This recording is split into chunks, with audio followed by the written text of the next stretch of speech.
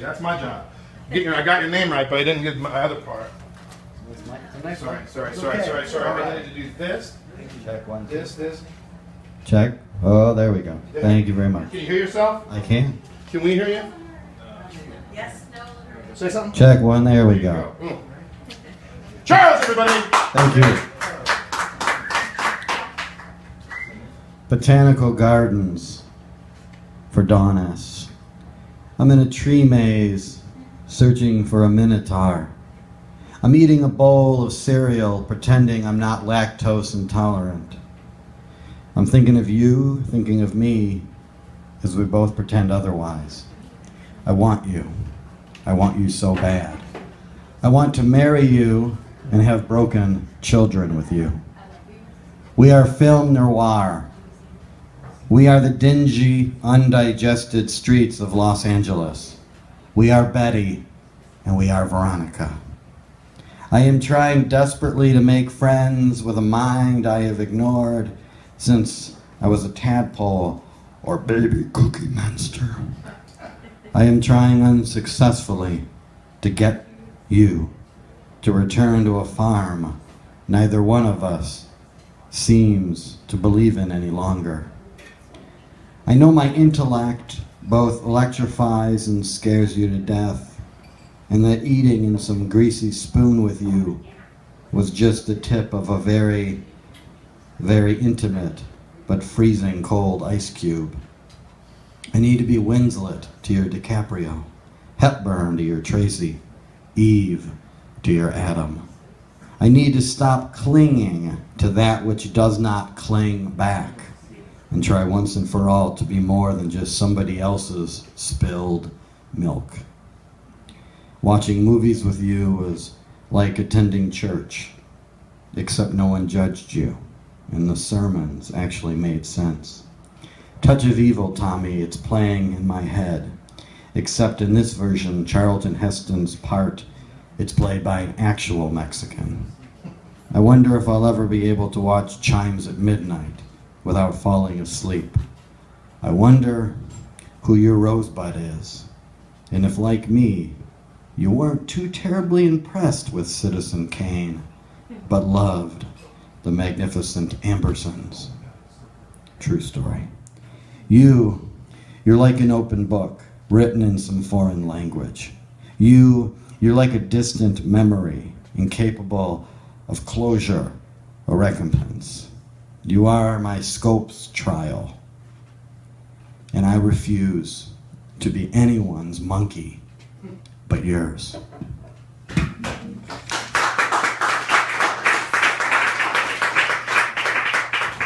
You may or may not know who Jerry DeSica is. He's now living in Austin. He's amazing. He is amazing. Amazing musician. Songwriter. I like his sideburns. I love Jerry. I wrote this. Jerry liked it. Hear it. I've known Jerry a long time. Hear it. I hear the music, the noise, the fucking clamoring. I smell her sex, the divinity, the blossoming. I witness creation, the violence, the reckoning. Hear it, loud and clear, Braille tattoo.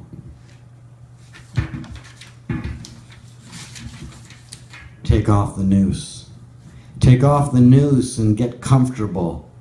We may be here a while. I wish I understood why this poem is taking such a long time to write, Zach. First, there was a time, then a couple of days, first there was a line, I fucked up.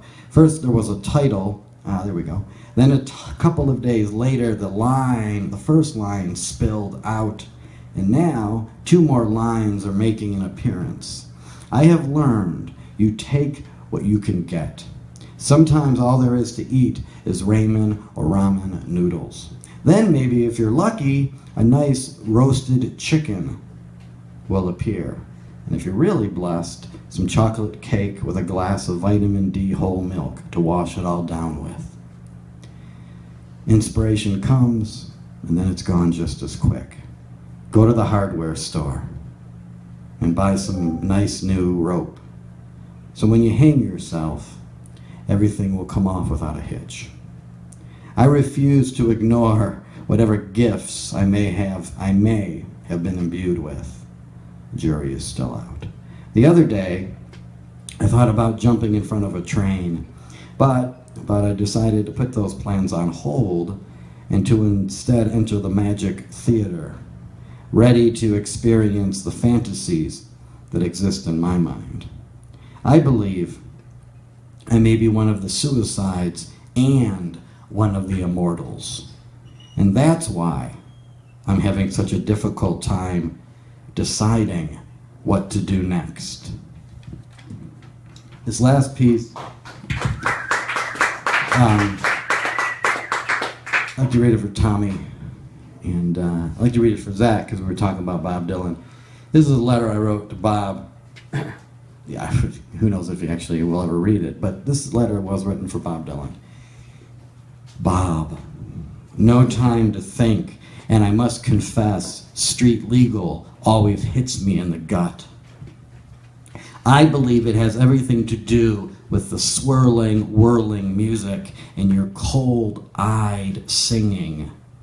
I saw a pride of lions today, and as I studied them, I was reminded of your performing Folsom Prison Blues at Nautica in Cleveland, Ohio. It was the early 90s, and just like in '65, no one booed or wished they were someplace else. The ghosts are floating around the fancy dining car as rings of smoke escape from big cigars, and no one is the wiser except for you, Bob. You, who seem to understand the concept of one hand clapping better than all the rest, as motorcycle mechanics learn or lose their trade, depending on which direction the four winds are blowing.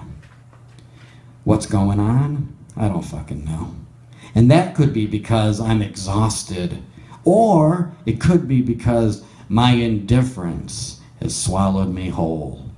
You always seem to emerge from the fog relatively unscathed, while giving it your all, no matter the decade, or the teen spirit wafting in from one more tie-dyed, mashed-up generation. The collateral damage is piling up like firewood, and no one seems to be paying it any mind, as another landscape is being raped. Where are you tonight? Journey through dark heat buzzes through my brain like a naked lunch chainsaw, raring to go and ready to do some real damage. I listened to the debut of Autumn Leaves, and I was so over the moon when a few days later, true story, I discovered a couple Frank Sinatra records at a garage sale. That night, I sat in the darkness, and I connected with Mr. Frank's voice like I haven't done before.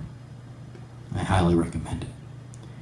I couldn't help but think how surreal and incredible it would be driving cross country with you, Bob, as we listened to everything beyond the horizon and under the bridge, and cracked each other up without even